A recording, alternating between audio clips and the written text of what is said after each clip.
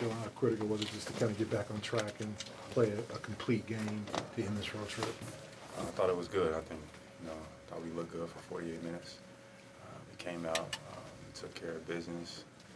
We dove on the floor for loose balls, made the right play. We was aggressive. That's the team that I like to see out there. Jaylen, can you talk about just playing in front of the Sacramento King crowd tonight? It's great, playing out in the Bay.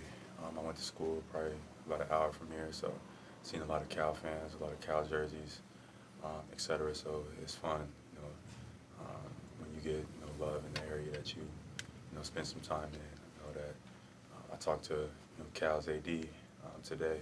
They're looking at hiring a new head coach. So I was happy that they could make me a part of that process. Cal's like a second home to me, so I try to be involved as much as I can. And playing out here, all the support from the Bay Area that I get, feels great. What kind of stuff are they communicating with you about in the coaching search? Just seeing, getting a feel for what direction they want to lead the program in, and et cetera. And I told them what I thought, shared my thoughts, growing up from my experiences there, and who I potentially think that could be a good fit. And they listen, and ultimately they're gonna do what they feel is right. So. You throw out any names out there, candidates that you would like to see? Yeah, some good candidates. One of my favorites was Amir Abdur-Rahim. He was over at Kennesaw State. Took them to the tournament. I don't think it's ever been done in school history. Sharif's little brother as well. So, the connection, the family, the history, as well as being able to get, recruits and kids from all different places all over is important. So I think he could be a great candidate for that position. Was that on the phone or was he here, the AD? He was over the phone. Yeah, he wasn't here, but he's a big Celtics fan, so he was watching the game. Jaylen, you guys were obviously able to come out on top tonight, but what sort of unique challenges does Domantas Sabonis present when you switch as much as you do? Yeah, Sabonis is a dog, man. I've been a fan of his game for a while now. How physical he is, and how he is, patient but deliberate, finds his guys. Those DHOs is tough, especially if you don't pick him up above the three-point line. If he gets too low, he can put you in a bad spot. But I think tonight we tried to keep him as far away from the basket as possible, and he still managed to affect the game. What do you have, a triple-double tonight? Yes, he did. Yeah, so Sabonis is a dog. I'm a fan of his game. What's the key for you guys to prevent them from playing with the pace that they typically like to play to and maybe force them into more isolation? We just needed to take care of the ball for the most part. They play fast, a lot faster than most teams, and they were hitting shots to start the game. And, we didn't do them any favors by turning the ball over, giving them extra shots.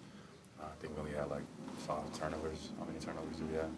Not sure, but when we turn the ball over, give a team like that extra shots, give them more confidence, they would have played even better than they played today. The starters accumulated 111 points, 17 of the 18 threes, and 32 assists. Now, I want to talk about the 32 assists.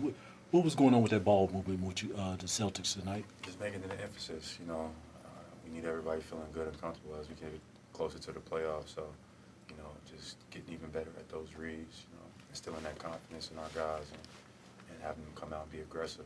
I thought D. White was one of the culprits of those situations, and he took advantage, being aggressive. When he's aggressive, I think our team is better. So him, Malcolm, even Grant at times, I think they can definitely help us win games when need be. Just, continue to put their foot on the gas and defensively carry it out as well. Jaylen, you didn't talk to us after Saturday. How are you feeling about the team's play, including tonight? And when you get a couple of days off, how do you decompress and kind of maybe soothe some of your feelings and come back refreshed? Yeah, it was a tough loss. Back-to-back, we lost 2 games on this trip that we probably should have won, and ain't really no excuse for it. I think just we got to be better.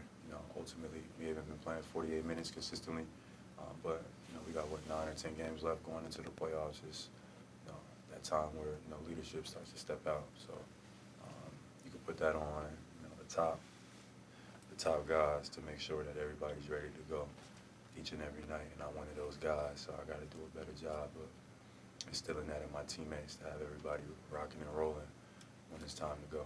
You've made some comments recently about the city of Boston and your upcoming free agency, whenever that would be. How do you feel about where you are, your team, and your organization? I feel great. On a 50-win team right now, but you can't take for granted tonight was a 50th win. And you know, right now I'm focused on helping lead my team for another playoff run. You know, in terms of speculation, etc., I can't speculate on anything above what I'm doing right now. I think sometimes when people write articles, they get taken out of context at times, especially when writers have their own agendas or whatever. So for me personally, I'm thinking about clarifying some of the things that have been recently said. But other than that, I'm just focused on my team. I'm focused on playing basketball and focused on, winning games. What do you want to clarify about the things that were recently said? Nothing right now. Right now, only thing I want to clarify is that Celtics need to play better and win more games. If I want to say something in the future about, kind of things that's been floating around, I will. But in terms of right now, I like when people hear things from the horse's mouth and you can see my reaction, my face, and everything, how I feel about what I'm saying. Sometimes those things can get lost in translation, So if I feel the need to do so, I will. I keep a constant communication with my teammates and my organization. And we got to have everybody on board if we want to do what we say we want to do. So right now I'm focused on that. Thanks, Jaylen.